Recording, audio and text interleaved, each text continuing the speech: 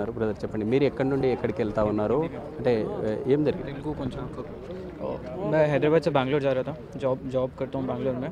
तो वही बीच में उठा, मैं अराउंड 2:30 को देखा, टाइम देखा मैंने, मतलब बाहर बस रुकी जब, तो वही बाहर देखा तो आग लगी हुई थी। एंड उसके बाद फिर मतलब चिल्लाने लगे सब लोग।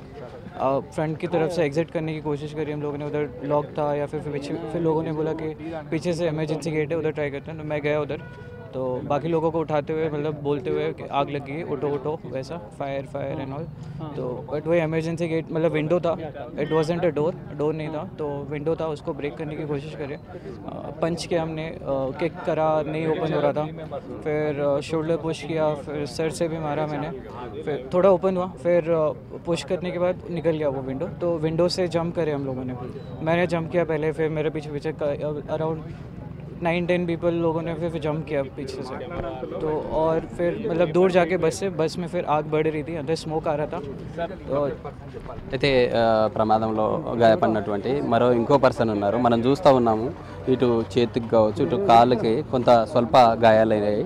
స్వల్ప గాయాలతో బస్సు నుండి గ్లాసులు బ్రేక్ చేసి బయటకు వచ్చారు.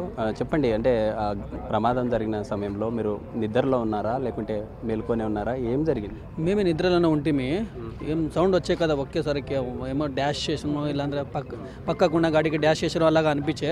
నేను లేచాను, లేచిದ ఆమెలే చూశాను ఇక్కడంతా. లేచిన తక్షణం చూస్తాను ముందు అది డ్రైవర్ పక్కల గేట్ ఉంటుంది కదా, ఆ డోర్ ఓపెన్ చేసి చూస్తాను, ముంగలంతా ఫైర్ ఉంది ఫుల్. కింద రోడ్డు మీద అంతా పెట్రోల్ డీజిల్స్ ఏముందో, బట్ అక్కడంతా ఇంకా మంట తలిగిండే.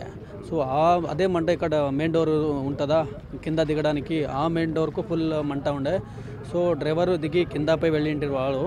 తర్వాత మేము నూన స్మోక్ రావంగా స్టార్ట్ అయితే ఇక్కడ డ్రైవర్ సైడ్ది విండోది గ్లాస్ అంతా పలగొట్టి అక్కడ జంప్ చేసాము 4 మంది, నేను, ఆ అంకలు, తర్వాత 2 మెంబర్స్ ముంగల్ నుంచి సేవ్ అయ్యాము. అంటే మీరు ఏ సీట్లో ఉన్నారు, కింద ఉన్నారా లేకుంటే అప్పర్లో ఉన్నారా? అప్పర్ 3L ఉంటాయి, ఆనే డ్రైవర్ బ్యాక్ సైడ్లోనే ఉంటాయి. సో అందుకే కొంచెం జల్దీ అయ్యామాకి బయటికి రావడానికి టైం. దానివల్ల డ్రైవర్ అలర్ట్ చేస్తే ఇంకా 10 మెంబర్స్ సేవ్ అవుతుంటారు, జల్దీ అలర్ట్ చేస్తారు. సో డ్రైవర్స్ కొంచెం మిస్యూజ్ ఉంది ఇక్కడ. డ్రైవర్స్ ఫాస్ట్గా అలర్ట్ చేస్తే 10-15 మెంబర్స్ ఇంకా సేవ్ అవుతుంటారు. అంటే ఎందుకు ఇట్లా, అంటే స్పీడ్గా వెళ్ళడం వల్లే ఇలా జరిగిందా, లేకుంటే బైక్ అడ్డు రావడంతో జరిగిందా? అది మాకు తెలియదు. ఇంకా మేము పండుకొని ఉంటాం కదా, అందుకే గుద్దారో 2 వీలర్ గుద్దారు అనుకున్నారు. అప్పుడే మాకు చేరికైంది, తో సౌండ్ వచ్చే ఫుల్, అందరు చీరపడిన అప్పుడు లేస్తే. గ్లాసులు బ్రేక్ చేసి మీరు బయటికి రాగలిగారు. ఎంతమందిని బయటికి తీసుకొచ్చారు మీతో పాటు? నేను గ్లాస్ పళ్ళ కొట్టిన తర్వాత నా ఇంకా 2 మెంబర్ నేను రావడానికి హెల్ప్ చేశాను. వారిద్దరు వచ్చారు, నేను బల్ల కొట్టడం స్పీడ్గా వస్తాం. ఆల్రెడీ స్మోక్ నూనె వస్తుండే, తో ఫాస్ట్గా వచ్చి వెనకొండ 2 కూడా.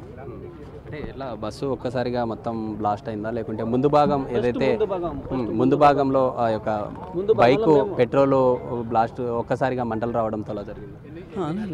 ముందు భాగంలో ఏం తలిగిందా, అక్కడ కొంచెం ఎలా నూనె వచ్చే నూనె ఫైర్ ఎంటర్ అయితే అప్పుడు స్పీడ్గా స్టార్ట్ అయ్యాయి.